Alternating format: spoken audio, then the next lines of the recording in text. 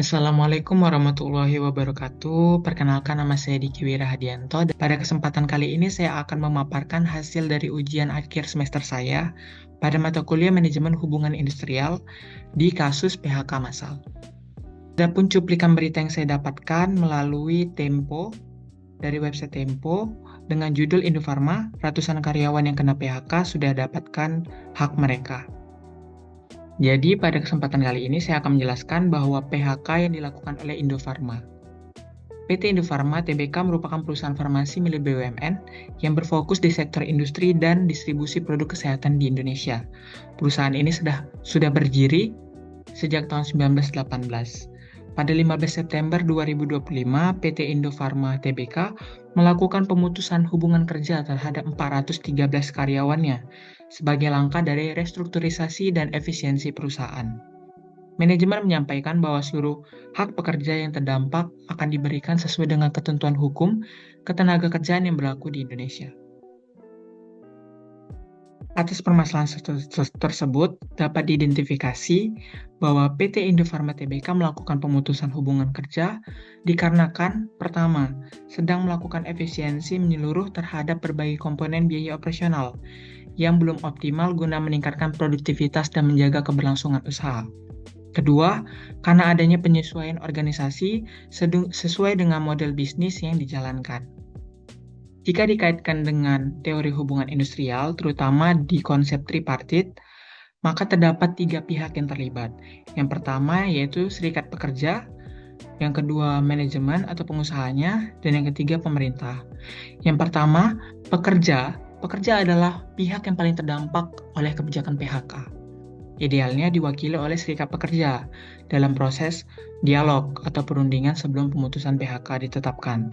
Namun dalam pemberitaan di Tempo tadi tidak dijelaskan secara rinci apakah terdapat perang aktif atas serikat pekerja tersebut atau tidak. Yang kedua adalah pengusaha atau manajemen. Manajemen perusahaan menyatakan telah memenuhi kewajiban hukum, khususnya terkait pembayaran pesangon dan hak-hak lainnya. Hal ini menunjukkan upaya dari perusahaan untuk mematuhi regulasi ketenagakerjaan meskipun belum terlihat jelas bagaimana proses komunikasi dan konsultasi dengan pekerja yang dilakukan. Yang terakhir, dengan pemerintah, pemerintah berfungsi sebagai pembuat dan pengawas aturan ketenagakerjaan.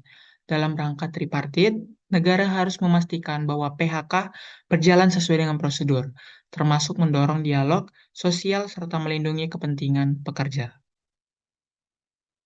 Yang kedua yaitu kita sangkut pautkan dengan hukum ketenagakerjaan. Hukum ketenagakerjaan di Indonesia mengatur bahwa ada 3 poin. Yang pertama, PHK harus memiliki alasan yang sah. Kedua, perusahaan wajib membayar pesangon. Ketiga, pekerja memiliki hak untuk menggugat apabila merasa dirugikan. Berdasarkan berita, perusahaan menyatakan telah memenuhi hak pekerja tersebut.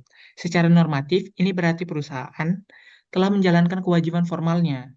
Namun dalam teori hubungan industrial, kepatuhan hukum saja belum tentu mencerminkan terciptanya hubungan industrial yang harmonis apabila tidak disertai dengan dialog dan partisipasi pekerja secara memadai.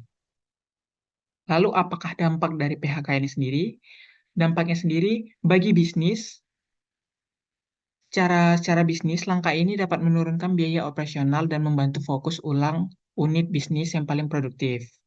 Namun, pengurangan tenaga kerja ini juga menandai ketidakstabilan bisnis jangka pendek dan bisa menimbulkan resiko citra perusahaan di pasar maupun investor, terutama di tengah tekanan pasar industri farmasi BUMN.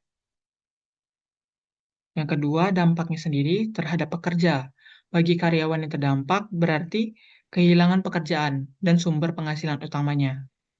Dan yang ketiga, berdampak bagi masyarakat, yaitu berkurangnya jumlah pekerja dapat menurunkan daya beli masyarakat di wilayah tersebut, sehingga usaha kecil sektor informal yang bergantung pada aktivitas itu juga ikut terdampak. Lalu apa strategi dan rekomendasinya? Untuk strategi sendiri, pertama, melakukan komunikasi terbuka mengenai kondisi perusahaan serta alasan dilakukan kebijakan, termasuk restrukturisasi.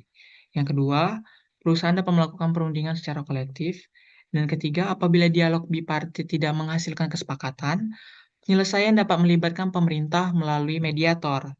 Proses ini dapat berbentuk mediasi, konsiliasi, arbitrase, hingga penyelesaian di pengadilan hubungan industrial.